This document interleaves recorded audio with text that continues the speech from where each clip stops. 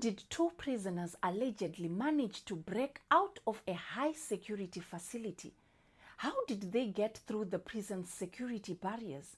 And perhaps most disturbing of all, how did one of the guards reportedly get a clear opportunity to stop them, only for his firearm to fail at the critical moment? This is the story of Mutimurefu Prison escape. According to the information surrounding the incident, the escape happened at approximately 10 after 12 midnight in the early morning on Saturday, August 8. At that hour, most of the surrounding communities would have been asleep. Visibility would have been limited, and the darkness provided exactly the kind of cover someone trying to disappear would want. The two men at the center of the manhunt were identified as 27-year-old Tafadzwa Janyura Zimirenyika and 34-year-old James Masunda. Zimirenyika is reportedly considered one of the prison's most dangerous inmates. He was already serving a life sentence plus another 70 years following convictions involving serious offenses including murder, attempted murder, armed robbery, and rape. He has also reportedly been linked to more than 200 other criminal cases. Whether every one of those cases resulted in a conviction is an important distinction. But even the existing sentence tells us why authorities would consider his escape extremely serious. Then there was Masunda, who was reportedly serving a lengthy sentence of between 20 and 27 years for serious offenses including armed robbery and rape. These were not two inmates who simply walked away from a low security facility. They were allegedly being held in the D-class section of Mutimurefu Prison, a section intended for prisoners regarded particularly dangerous. And that immediately raises one of the biggest questions in this entire story. How did they get out? According to the account of the escape, the story began hours before the actual breach. Both prisoners had reportedly been taken out of the prison for court-related proceedings in Masvingo. Zimirenyika was appearing in connection with another robbery matter, while Masunda was reportedly brought to court as a witness in a separate case. Court appearances are a necessary part of justice system. Prisoners must be transported to hearings, evidence must be presented, and witnesses must testify.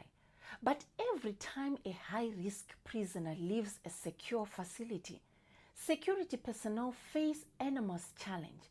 The prisoner is temporarily outside the controlled environment of the prison. There are roads, vehicles, buildings, people, and opportunities. According to the information provided, both men eventually returned to Mutimurefu Prison, but sometime after their return, something allegedly happened inside the maximum security block. The prisoners reportedly obtained a sharp metal object and used it to attack the security locks on their cell door. Think about what that means. A maximum security prison is built around layers of protection. One barrier is not supposed to be the only thing standing between a dangerous prisoner and the outside world. There should be searches. There should be inspections. There should be secure doors. There should be surveillance. And there should be armed personnel prepared to respond if something goes wrong.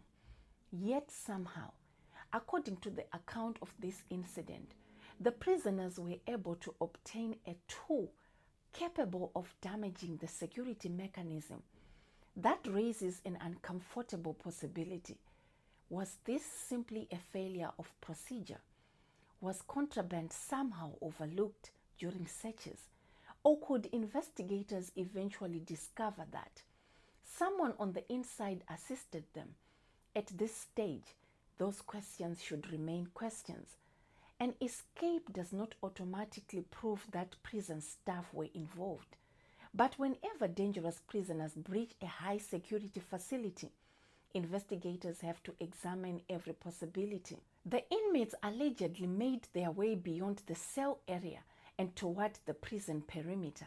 Then came the moment that could have ended the escape. A prison tower guard reportedly spotted one of the men attempting to climb the perimeter fence. The guard allegedly raised his firearm. For the fugitives, this should have been the point where the escape ended. A high-security prison has armed towers for exactly this reason, to stop prisoners from reaching the other side of the perimeter. But according to the account, the firearm jammed. At the exact moment the guard allegedly needed it to work, it reportedly failed, and that single failure changed everything. The two fugitives allegedly managed to get over the perimeter fence and disappear into the darkness. This raises another serious question about prison security. How often are weapons used by armed correctional officers inspected and tested? A firearm is not simply an equipment that can be placed in a guard tower and forgotten about. It is a critical part of an emergency response system. When an armed guard is confronted with a dangerous escape attempt, there may be only seconds to react. There is no opportunity to call a technician. There is no time to replace the weapon. There is no second chance. And in this case, the alleged malfunction happened at precisely the wrong moment. But getting over the prison fence was only the beginning of the fugitives' journey. Once outside, they still needed to survive without being captured. And according to reports surrounding the incident, the pair allegedly went into the nearby Zandie area, where they were accused of robbing a local tuck shop within hours of their escape. This detail is particularly significant because it suggests the fugitives were not simply trying to hide and wait for an opportunity to surrender. They allegedly needed supplies, and a robbery would create a new trail for investigators to follow. Every person they encounter becomes a potential witness. Every place they visit could contain surveillance footage. Every phone call could potentially create a digital trail. Every vehicle they use could become part of the investigation. That is why the first hours after a prison escape are so important.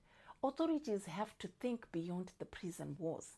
They have to predict where fugitives might go, what they might need, who they might contact, and whether they have outside accomplices waiting for them. And this is where the manhunt becomes a race against time. The longer the fugitives remain free, the more opportunities they have to change their appearance, find transportation, contact associates, or move into another area. But law enforcement also has advantages. The authorities know who they are looking for. They know where the escape occurred. They know approximately when the men disappeared. They can examine the prison grounds, investigate possible routes, interview witnesses, check surveillance footage, trace communications where legally available, and establish whether anyone assisted the escape. Tracker dogs can potentially follow physical trails. Drones can search areas that would be difficult for officers to cover on foot. Tactical teams can be deployed to areas where investigators believe the fugitives might be hiding. But the public also plays an important role. If two dangerous fugitives are believed to be somewhere in the surrounding communities, people need to remain alert without putting themselves in unnecessary danger. This is not the time for members of the public to attempt to become vigilantes or confront anyone they suspect. If authorities release confirmed descriptions or locations, the safest response is to follow official instructions and report credible information to law enforcement. Because at the heart of this incident is a very serious question about public safety. If someone serving life imprisonment plus additional decades is able to escape from a maximum security facility, then the public deserves to know how it happened. What was the security breach? What caused the security breach? Was it human error? Was equipment improperly maintained? Was there a failure in the prison's search procedures? Was there a weakness in the physical infrastructure? Or did someone deliberately help the prisoners? Those questions will need proper investigations. And there is another lesson here. Security is not just about walls. A prison can have enormous walls and have steel doors. But if procedures fail, if equipment is not maintained, or if communication breaks down, those walls can become much less effective. The alleged firearm malfunction is particularly concerning because it highlights something often forgotten in discussions about security. Equipment must work when it matters most. A guard can be trained. A prison can have procedures. A facility can have surveillance. But if a critical piece of equipment fails during an emergency, the entire response can be compromised. For now, the most important priority is locating the two fugitives and ensuring that members of the public remain safe. The escape has also raised questions that authorities will have to answer once the immediate manhunt is over. Authorities need to understand exactly how it happened before another dangerous inmate attempts to copy the method. The story of Mutimurefu Prison is therefore much bigger than two men escaping.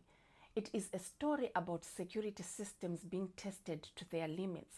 Be safe out there, and when you happen to come across the fugitives, don't forget to contact the local authorities. Don't forget to subscribe to my YouTube channel.